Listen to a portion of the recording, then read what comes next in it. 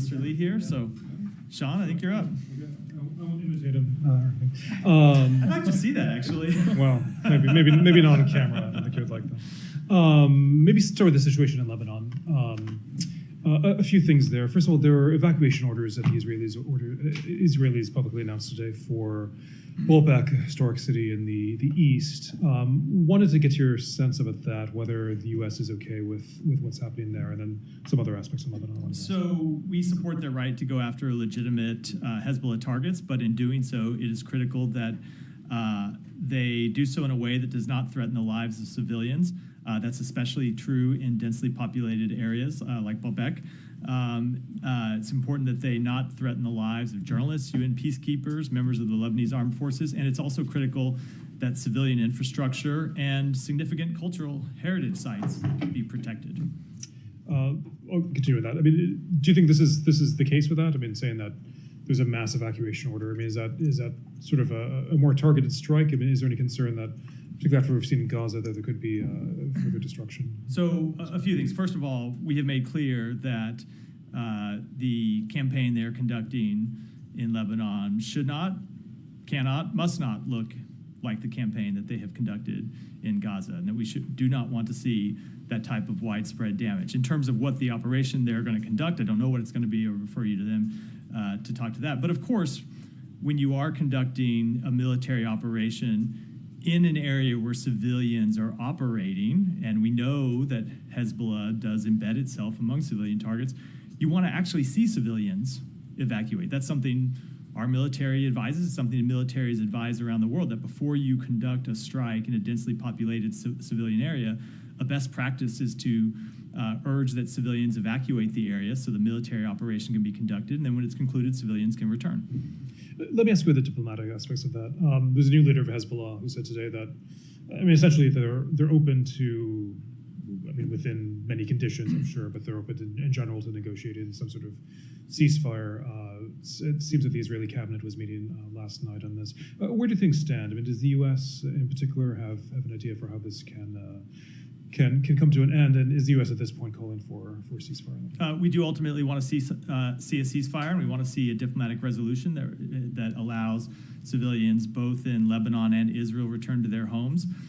Two White House officials, Brett McGurk and Amos Hochstein, are traveling to Israel to engage on issues including a diplomatic resolution in Lebanon, as well as how we get to an end to the conflict in Gaza and other regional matters. And one of the things that they are going to discuss is how we can find a diplomatic resolution that fully implements a UN Security Council Resolution 1701, something that we have not seen over the past few years. You just said that Amos and Brett are going to Israel. I know you're not going to preview what exactly the proposals are, but does this indicate that there's more momentum, and that the U.S. has more believes that there's more of a chance right now of getting to an end? Look, I never want to try and speculate's not the right word. I'm trying to think when you wager money, or I never want to try to lay odds. I don't want to lay odds on what the chances are of getting a deal. I can tell you that we've been focused on trying to find a diplomatic resolution. As you know, the Secretary was in Israel and a number of other countries in the region last week, and one of the things that he was working on was finding how we can get to not just any diplomatic resolution, but this is really important, one that fully implements 1701 and gives civilians on both sides of the border the confidence they need to come to their home, that they will be able to go back to their homes and stay there, not that they can go back to their homes and then a month later or 2 months later, Hezbollah forces return to areas along the border and start putting civilians on both sides of the border in jeopardy again. That is what we have been working on trying to achieve, and that's what they're going to work on in this trip, and that's what we're going to work on in our other diplomatic engagements. Matt. So sorry, I was on the phone. I missed the. That's all right. We can come back to you. Yeah.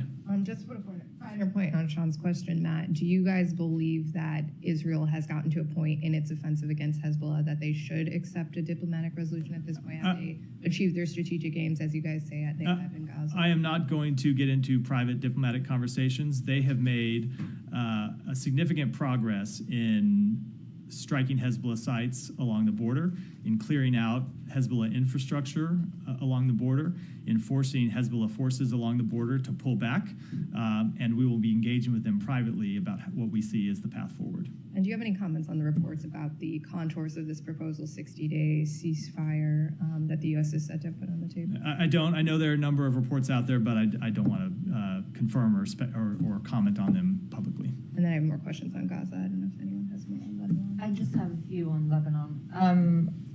So on this ceasefire versus diplomatic resolution, the United States is not calling for an immediate ceasefire right now, but would you welcome a ceasefire if one is struck like in a few days? I'm just trying to understand. We want to get to the point where we have a ceasefire and a diplomatic resolution. We are not calling for one right now. What we are trying to do is structure such a diplomatic resolution with all of the relevant parties. That's the diplomatic work that we have been engaged in. We're not there yet, but we're working to get there. If it takes you another month to get there, is the United States okay with Israel bombing and continuing its ground invasion in Lebanon for another month? I'm not going to get into hypothetical. We're working on finding a resolution that fully implements 1701.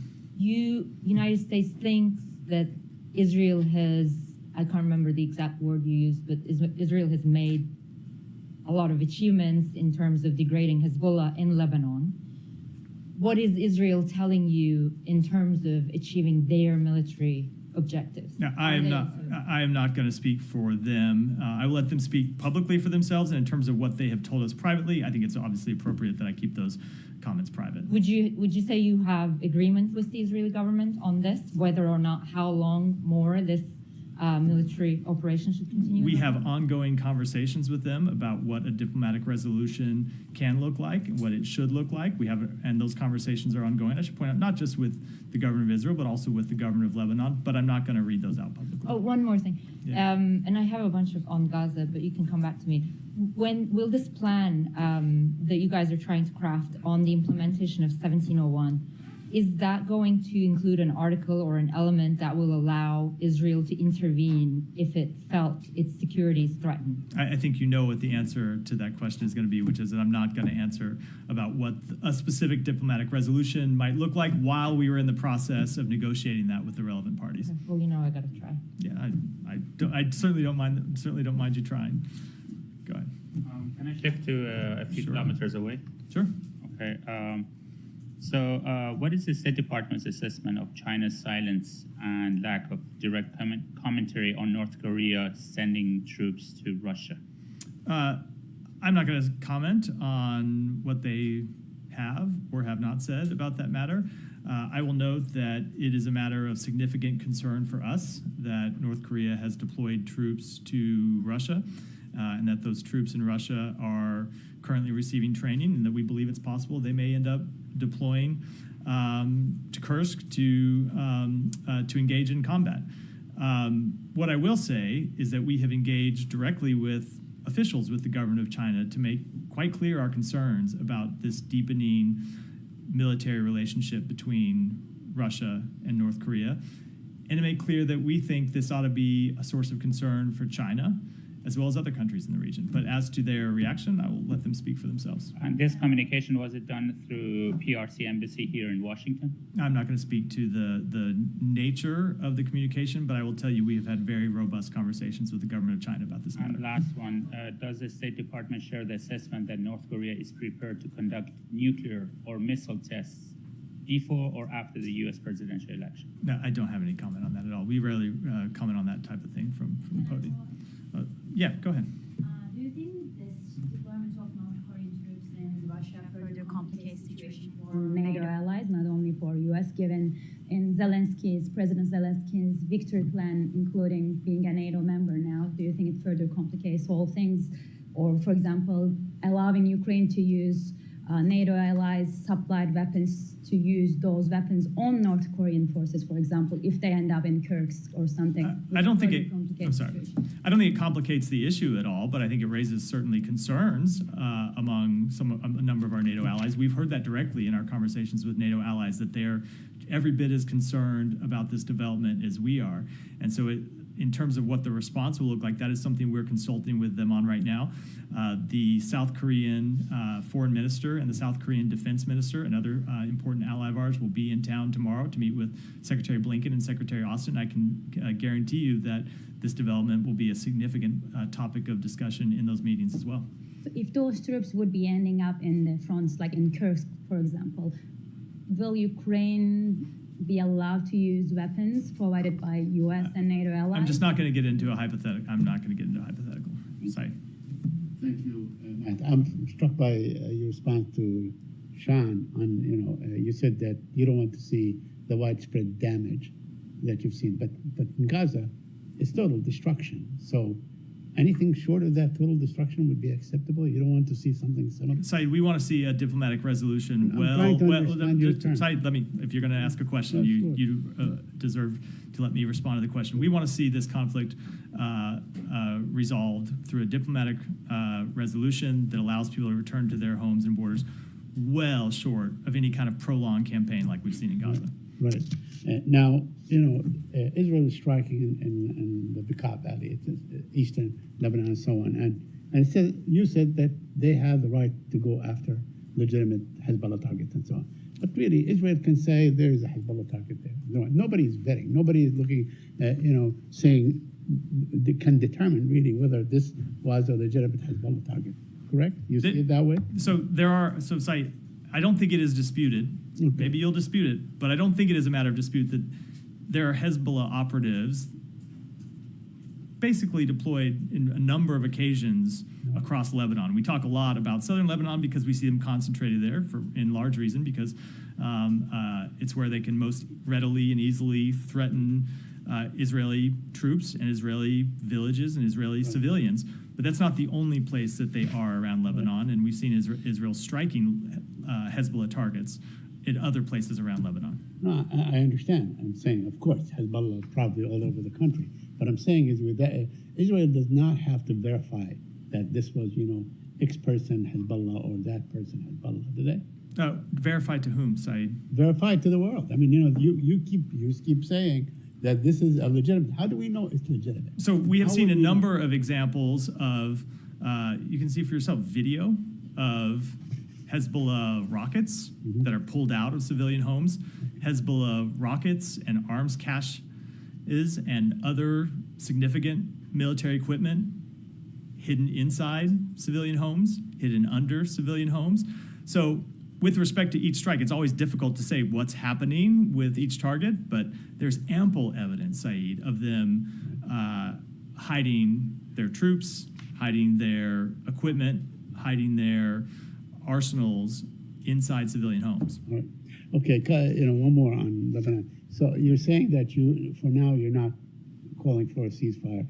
Are there any talks underway of any kind that maybe can achieve a ceasefire that is delinked from Gaza? And we have always thought that it should be delinked from Gaza. That has been the position of the United States since Hezbollah started firing rockets on October 8th, that Hezbollah was putting people's lives in danger by linking these two conflicts when they didn't need to be linked. Now, you've seen some public indications from Hezbollah that they no longer take that position. We're in talks about how to reach a diplomatic resolution, and we'll see how they turn out. Now, on Gaza, the Kamal Adwan hospital was completely overwhelmed after Israel's massacre in Beit Lahia. Is the United States doing any, could you do any kind of, could you take any steps that to alleviate the situation that can address this urgent condition in this particular case, the Kamal Adwan hospital? So I'll say that we have raised this issue with the government of Israel. We've asked that they explain what has happened here, not only to us, but that they explain it publicly. I think it's important that they do that. I will let them speak to exactly what they're doing. But I will say with regards to what happens immediately, we continue to make clear that food, water, and medicine need to make it into all areas of northern Gaza, including areas where Israel is currently conducting military operations. But then long term, the way that you fully address this problem is to find an end to the war in Gaza, which is what we're trying to do. Okay, so on that point, do you have any update on the future of the talks? So the negotiators met in recent days, as I think you know, Saeed, we've talked about that publicly. We're continuing to talk about what a possible way forward will be, looking at both the proposal that we put on the table several months ago that was endorsed by the United Nations Security Council, that was endorsed by countries around the world, as well as other alternatives that might provide for a way forward that would end the conflict and get the hostages home and alleviate the suffering of civilians on the ground in Gaza. But I'm not going to talk about where those talks stand and the specifics of what we're discussing in them. Thank you. Do you want to come back? Yeah. So just I'm back on Lebanon. Do you have any reason to believe that the Israelis, at least in Baalbek, are going to target significant cultural heritage? No, I am not Do you have speaking. any I'm not going to speak at all for what they may or may not do. They should speak to that, but making clear on behalf of the United States that no, of course they should not target significant cultural heritage. And they should also not target civilians. Of course not. And yet, what have you seen in Gaza? So in southern Lebanon? we have seen them targeting Hamas militants, but at great civilian harm, at great harm to civilian. Now, of course, the situation is different in Hamas the situation is different in Gaza than it is in Lebanon, and that in many cases in Gaza, it's very difficult to find places to move to. It's a much smaller geographic area than Lebanon. We're hopeful that what can happen is that people can evacuate. Israel can conduct whatever military operations they're conducting against legitimate Hezbollah targets, and then the people can return to their homes afterwards. Well, do you agree with what U.S. officials said? Even as early as last year, that the civilian death toll, and this is referring to Gaza, was far too high. Far too many civilians have died. And do you agree that that's the same in Lebanon? We don't want to see any civilians killed. And Well, yes, I know, there have been civilians that have been killed in Lebanon. When there are any civilians killed, that is too high a toll, which is why we want to see a resolution and end to the conflict. Okay. And then yesterday you said that you had asked the Israelis for, maybe someone else asked this already? No. For an explanation of what happened in northern Gaza with this building that was apparently blown up. Yeah, we reiterated that call with them today. We do not yet have an explanation. They have said to us what they have said publicly, which is they're investigating the matter, and we are pressing them for an answer. Okay. Well, it just seems like every day that goes by, and I know this is something that comes up every day in the briefing, every day that goes by, there's yet another incident like this that you guys have questions about, or concerns about. You called it horrifying yesterday from the podium. And yet they continue to happen. And so I'm just wondering, what is it going to take for you guys to make a determination that this kind of thing is a violation of international law? So I will make clear, as we've said before, they are not doing enough to get us the answers that we have requested. And you saw the Secretary raise this in a letter that he sent a little over 2 weeks ago, and said that they need to do more to set up a channel so when we have answers to these types of questions, that they provide us with those answers. They also need to provide the public with answers to these questions. There are significant questions that you all ask, that others countries have asked, that we believe Israel needs to answer publicly. I can't tell you where this is going to go. I can tell you that we are not just pressing them for answers, but also conducting our own reviews based on information that we are gathering independent of the government of Israel, and we will make those determinations when we've completed those reviews, but I can't put a timetable on it. Okay, and then in terms of the letter that you just mentioned, the aid, the humanitarian aid, the amount of humanitarian aid that's getting into Gaza now, you talked about how there's been a small improvement, some border crossings reopened, a few more trucks getting in, and yet the need seems to be just far, far greater than what is getting in. And so what's this, do you have any kind of a status update on are they making more progress toward meeting the requirements that you laid out, that were laid out in the letter, or There- is it still the same? It is still roughly the same. There have been little improvements here and there on things like additional routes opening up inside Gaza and work around, trying to work through some of the security issues. But the situation still remains not at a level that we find acceptable. And that's not just about the level of aid that is making it to Gaza, but also the distribution inside Gaza. And we continue to see breakdowns in communication between Israeli forces and UN agencies. That is important to ensuring that aid can be delivered safely. Sometimes UN agencies not getting the permits that they need, or I should say the permissions, it's not permits, but permissions that they need to travel around Gaza, sometimes getting permissions granted and then yanked, or it doesn't get communicated down to the officer who's at a particular checkpoint. That needs to change. And so the aid, much of the aid that's getting to Kerem Shalom or Erez, then isn't making its way to people, either because of these bureaucratic obstacles or because it's being looted in many cases by armed gangs that are operating inside Gaza due to the breakdown in the security situation. So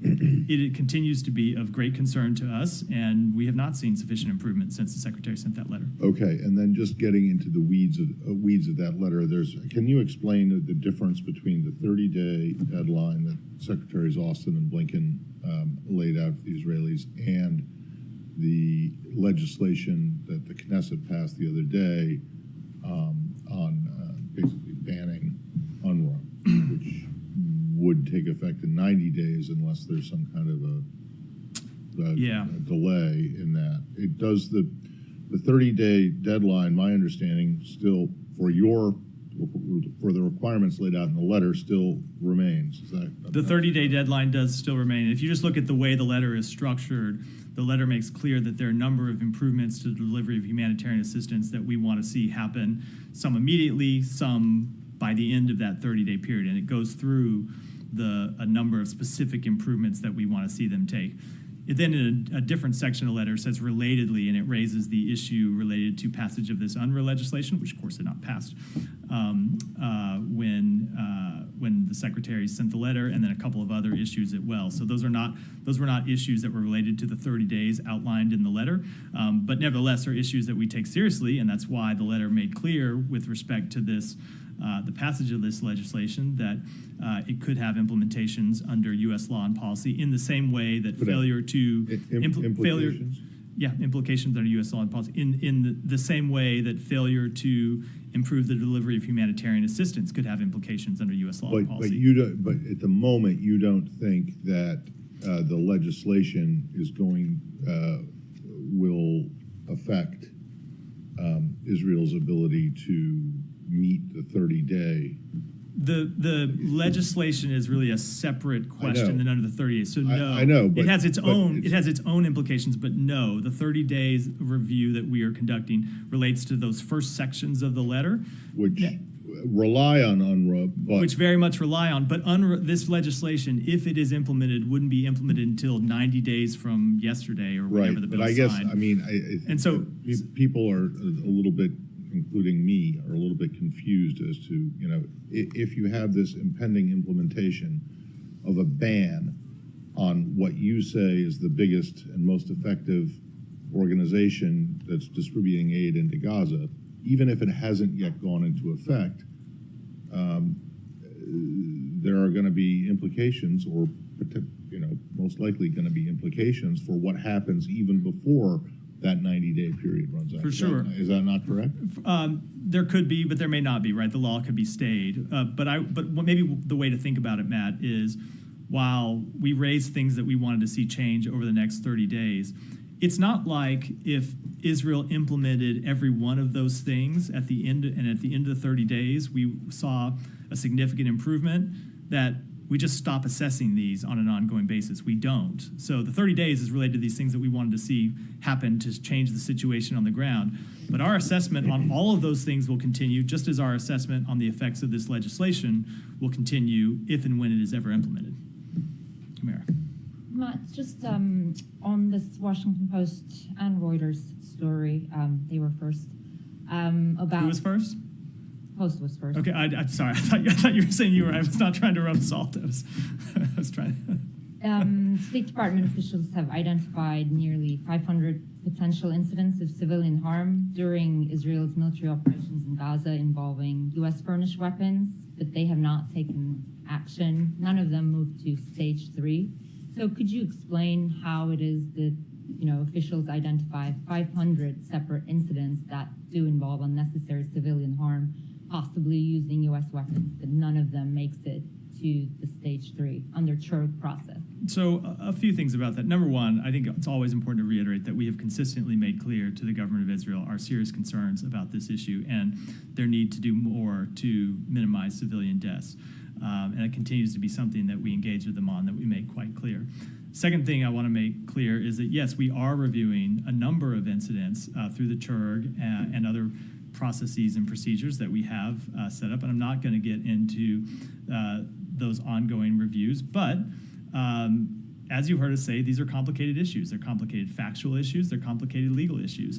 And so we have not yet gotten to the point with any of them that we have been able to make final determinations, but there are a number of incidents, and that is part of the issue. We have a number of different incidents that we have to look at just based on the nature of this conflict and the scope and extent of this conflict and the extent of civilian harm. As you heard us say before, you heard us when we released the NSM 20 report.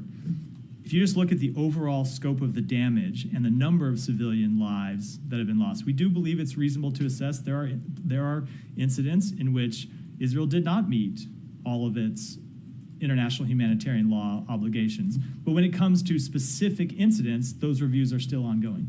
But I mean, I'm actually surprised that you unprompted flagged the NSM 20 report, which exactly, yes, says that.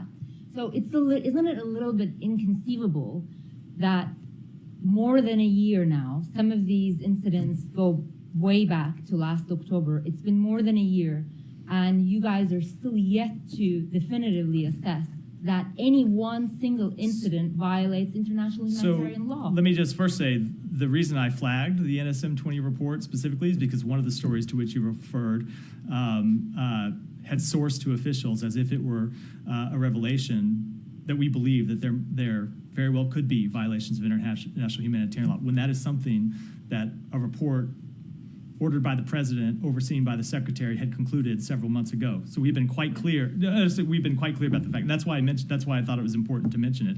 But no, when it comes to these determinations, these are incredibly difficult. It takes gathering facts, it takes gathering information, and it takes ultimately making legal judgments about those facts. And oftentimes you have conflicting accounts of what happened, and it is our job to try to sort through that the best we can.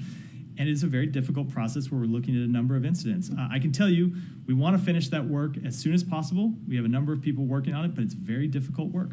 Would you say the United States government is committed to investigating any possible misuse of its weapons by any foreign forces, including Israel? Yes, absolutely.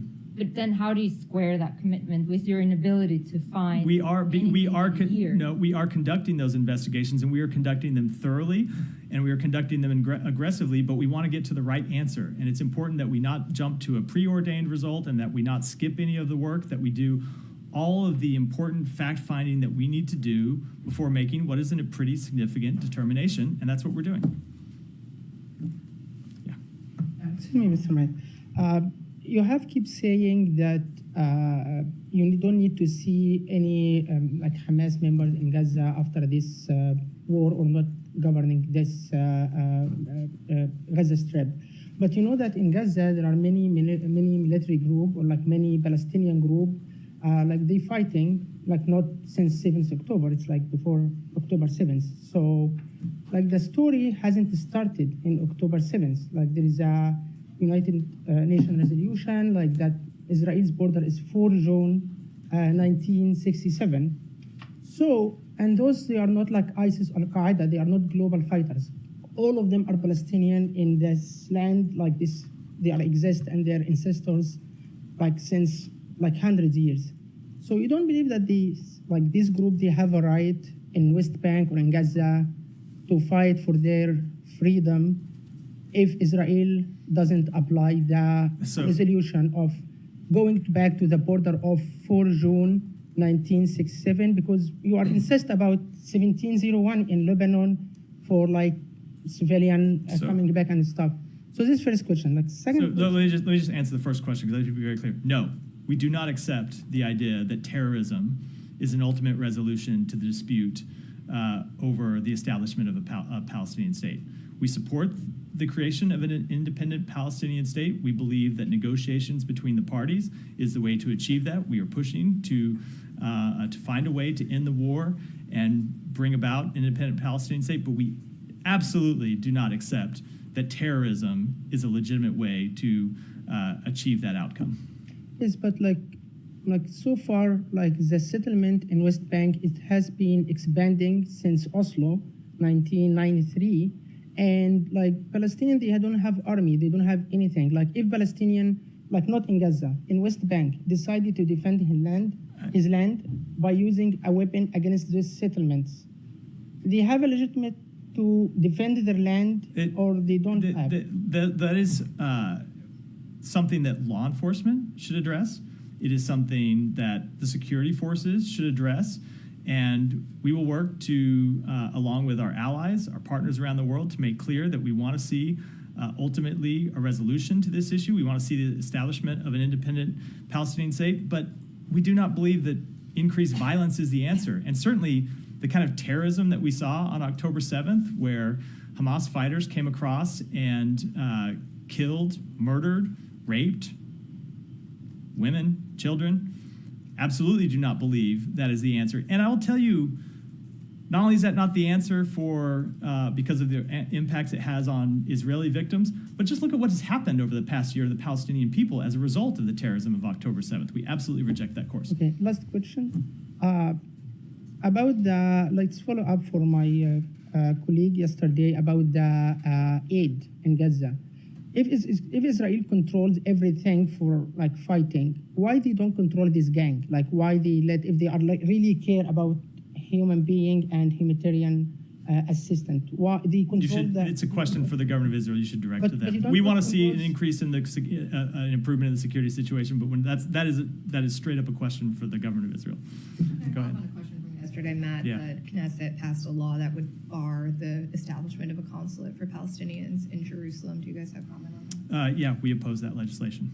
Have you discussed this with the Israeli government? We have made clear to them that we oppose the bill. We continue to believe opening a U.S. consulate in Jerusalem would be an important way for our country to engage with and provide support to the Palestinian people. In the meantime, we have a team in Jerusalem in our Office of Palestinian Affairs that manages our relationship with the Palestinian Authority and the Palestinian people. And then on Iran, what's the current assessment of whether Iran will respond to Israel's response last week? I'm not going to offer an assessment as to what they may or may not do, but we believe that they should not respond. We believe that that was an appropriate response by the government of Israel to an unprecedented attack by Iran, but that this should be the end of it. A colleague was told by a source that Iran is planning a, quote, definitive and painful response before the U.S. election. Has this been communicated privately to the United States? I'm not going to talk about communications between our two governments, real or imagined, but as we have made clear publicly, and I can tell you that Iran knows this message quite clearly, they should not in any way continue to escalate this conflict. This should be the end of it. And last one, has there been any communication, direct or indirect, with the Iranians since last week's Israeli response? I'm not going to speak to potential communications, only to say that we do have the ability to communicate to them when it's our interest. Every once in a while I come here and talk about the nature of some of those communications, but I think they know quite clearly what our opinion on this matter is. Can I just follow up briefly on your response on the consulate? What's your view on whether on the legality? It's like legal questions per se, but it's legislation there saying that the U.S. can establish a consulate. It's a diplomatic facility. Obviously, Israel has control over land, etc. But does the U.S. have to abide by this? You're right. It's a legal question that unfortunately I'm unqualified to answer. I don't know the answer. We've opposed it on policy grounds. Well, considering the U.S. government, previous administration actually closed down the consulate, is it it's your understanding that was just a decision by one administration? It's not binding on you. You want to reopen it. They say no. So if they're not going to let you reopen it, would you consider requiring Israel to shut down one or more of its consulates in the United States? So, first of all, you're right. The previous administration made a policy decision made a policy decision to shut down that embassy, the consulate. Excuse me. I'm not going to talk about what our potential response. We're not considering any such step at this time, but we've made quite clear to the government of Israel that we oppose the bill. Well, yes, okay. But do you regard this as some kind of an infringement on your, I mean, where the consulate was, or the building still is in Israel. So it's not in the Palestinian territory. Would you consider opening a consulate, say, in Ramallah for the Palestinians? I don't want to get into what we may or may not Or consider. We want to Jericho, we or continue to believe it's something. important to open a consulate, but I don't want to get into what we may or may not do. Well, so the question, you oppose the legislation, and yet it is Israel, it's their territory. Right. And I don't think that the place, where the consulate is located it's not contested. It is in West Jerusalem, I believe, is that right? Yeah, so it's theirs, and they can tell you that they want you to have this consulate open there or not, but, and there may be legitimate reasons for not wanting to have a consulate that is dedicated to serving the Palestinians in Israel, right? Yes? Well, they can So- speak for themselves so to the what their question reasons is, may or may alright, not be. We but- disagree. so We the disagree with their decision to prevent Okay, us but from why? opening Okay, one. why is it so important? Other than the historical nature of it. The historical nature of it is important. That's an Yes, important. That is an important. it's a That is an important one. Yes, it is. But other than that, is there a reason that a consulate for the Palestinians couldn't be opened someplace else? I don't want to get into previewing what we may or may not do. I will tell you, as of today, we'll continue to provide engagement with Palestinians and with the Palestinian Authority through our Office of Palestinian Affairs in Jerusalem. Yeah. Thank you, Matt. A couple of questions on Georgia, different topics. So the self-claimed ruling party in Georgia, they seem to be enjoying, congratulating letters from like-minded. Enjoying what? Congratulation letters from like-minded Australian leaders, Azerbaijan, Belarus, and others. And they also help us understand clearly, misunderstood the White House letter from yesterday. They said that the presidential call on Georgian government to transparently investigate all election irregularities is quote-unquote significant recognition of what's widely believed to be a rigged election. It's clear up that. The statement from the president meant exactly what the statement from the president meant and nothing else. You mean the president called on, An investigation, yes. investigation conducted by whom?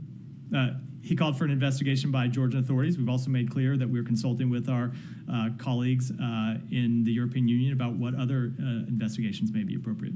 But it appears that they did start some investigation, so-called. They actually are investigating the president, who is disputing the results, rather than investigating those who violated. So I'll let the president speak for herself, but my understanding is she has said that she has information about irregularities. So hopefully she can provide that information that would be relevant to any investigation, whether it's conducted by Georgian authorities or anyone else. Is there anything you can do about it? There are American, monitors. We have made clear that our relationship with the government of Georgia continues under review. We have already suspended $95 million in assistance to the government of Georgia, and other assistance that we provide remains under review. We have seen that intimidation campaign against, civil society members. 2 members, even before the election, were targeted. They actually work for American institution, and their bank accounts got frozen. Do you have any reaction?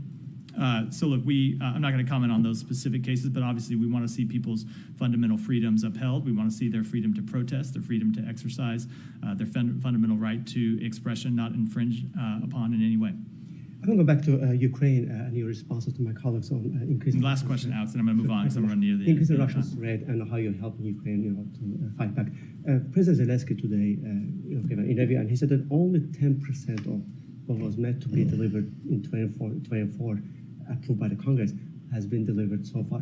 Why 10%, and how do you square that? So I'm not going to speak to that percentage. I would defer you to my colleagues at the Pentagon who are in charge of delivering assistance to speak to the exact number that's been delivered. But if you look at the way that we structured the assistance that we have provided, and you look at the way we have just recently approved significant new drawdown authorities, it allows us to deliver assistance to Ukraine in a way that is sustained over time. And for specifics, I'd refer you to my colleagues at the Pentagon.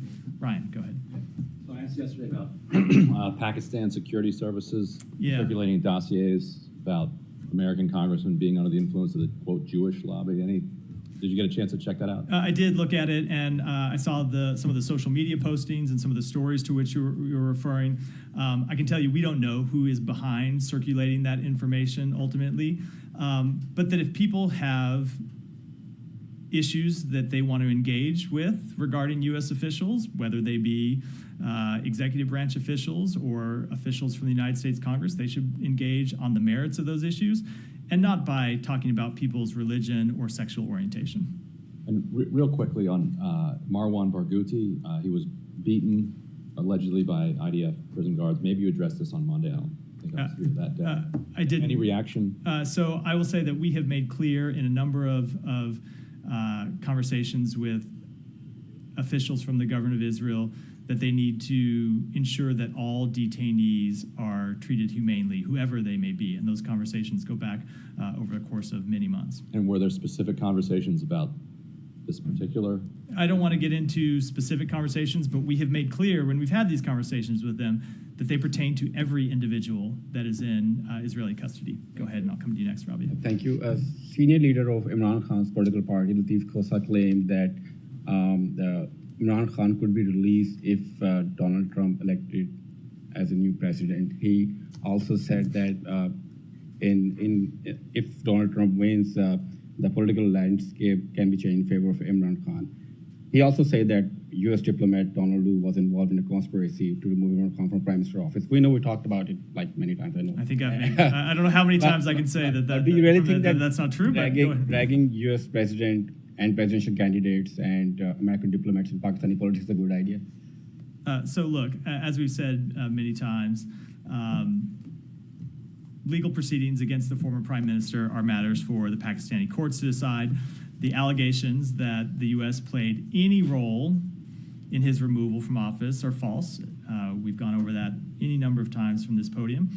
And ultimately, Pakistani politics are a matter for the Pakistani people to decide in accordance with their laws and constitution. So the Canadian government has alleged that India's Home Affairs Minister Amit Shah, Prime Minister Modi's close associate, was behind a recent series of plots to murder and intimidate Sikh leaders on Canadian soil.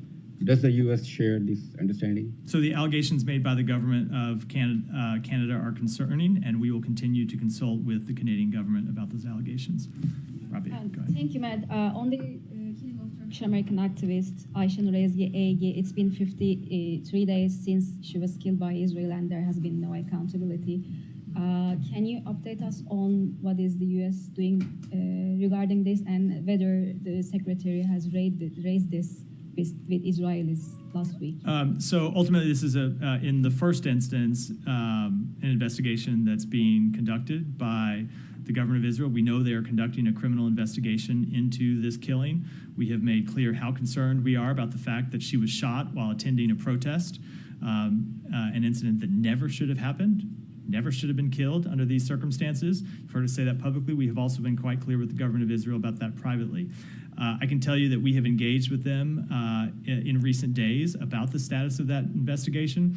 We understand that it is still ongoing, and we're continuing to press for a conclusion of that investigation that provides a thorough answer. And as soon as we have an answer from the government of Israel, you will certainly hear from us about what we think about it. And, there are increasing calls for an independent investigation into her killing. I understand that, it is the Justice Department, not the State Department, is responsible for launching an investigation. But can the State Department at least investigate whether, U.S. supplied weapons were used in her killing? So I think as a matter of first principle, it's important that the criminal investigation that's ongoing right now proceed. In no way does waiting for the outcome of this ongoing criminal investigation preclude any action by the U.S. government if we think such action is appropriate. And that includes further reviews on behalf by the State Department into the use of weapons. It includes any other types of reviews by our government or by any other. So all that is to say, we are as impatient for answers about what happened as anyone. We take very seriously the death of an American citizen under circumstances in which she never should have been killed. And we are pressing to get an answer, but an answer that's thorough as soon as one is available. Just one more on that. And Secretary, after her killing, called on the Israeli army to change their rules of engagement. And clearly, there has been no change in this regard. What will happen? What is next? Will there be any consequences? I would direct you to the government of Israel to speak about their rules of engagement. We've made clear that this was an unacceptable incident. It shouldn't happen again, and they should find ways to address it. But as to what they've done, that really is a question ultimately for them. Go ahead. Thank you, Matt. In light of concerns of the Iranian regime desire for a total extermination of the Jewish state, and by only asking for a ceasefire, is the U.S. State Department preventing the unconditional surrender and defeat of Iran? And I have a follow-up. I think we have made clear that we are committed to the defense of Israel against Iran. And if you look at the way we have backed that up, it has been through actively participating in the defense of Israel. And not just participating in the defense of Israel, but taking action to hold Iran's proxies and Iran itself accountable for its actions. And that includes more than 700 sanctions since the beginning of this administration. Okay, does the U.S. stand in way of the IDF attack on the oil and nuclear facilities of Iran? We made very clear, you heard from the president, that he did not believe attacks on nuclear facilities or attacks on oil facilities were a wise choice by the state of Israel at this time. And if you look at what could have happened from that nature of attack, it's easy for people to sit on the sidelines and say, oh, it's a perfectly appropriate attack for the government of Israel to make, not thinking through what the consequences of such an attack would be, and the fact that Iran would respond, and then Israel would respond, and soon after that we would find ourselves in a full-scale regional war, which is certainly not in Israel's interest or in the interest of anyone in the region. But just on the attacks on the oil, the reserves of Iran, wouldn't that make it more or less likely for dealing with get rid of their resources? We believe there is a better way to address that, which is why you saw the United States impose sanctions on Iranian oil, on the Iranian oil industry, including on its fleet of ghost ships in just the past few weeks. And with that, Sean, go ahead and then we'll wrap for today. Sure. Completely different region. I was wondering if you had any comment on Venezuela and Brazil. Venezuela has withdrawn its ambassador from Brazil because Brazil put a veto on Venezuela entering the BRICS. I realize the U.S. obviously is in the BRICS, but it's over the election and whether this was something that was discussed as a pressure tactic. I will admit that I'm not tracking that development, so I'll take it back and get you an answer. Semi in that region, and so the vote happened today in the UN on the Cuba embargo. You know what the vote was? Yeah, it was a predictable vote in line with past votes. Yeah, exactly. But just for the record, let's say it was 187 to 2, one abstention. I am aware. The one abstention wasn't even a Pacific Island nation; it was Moldova. Yeah, I'm aware of the long history of UN votes on this matter. Yes. Okay. So, at what point, though, are you guys going to realize that the entire world, with the exception of you and Israel, thinks that the embargo is a really bad idea and should be stopped? Look, I think we are quite clear on the opinion of other countries around the world, and it's one with which we disagree. We take their opinion seriously, but we make our own policy determinations. It's 32 years in a row, with the exception of 1 year when you guys abstained. We take their views quite seriously, but we make our own determinations about these matters, and we disagree. You take their views quite seriously? That is just not borne out by the facts that you continue to persist with this. We take them seriously, but we make our own decisions on the policy and others. So. Okay, and are you comfortable then with it's just once again, it's just you and Israel standing up? Certainly we would welcome other countries sharing our opinion in this, but we're not blind to the history of countries around the world having a very different view of this matter. Long predates this administration, but as I said, we make our own determinations. What about the Obama administration? disagreement. Were they wrong? I don't have anything to comment on previous administration decisions. Thanks, everyone.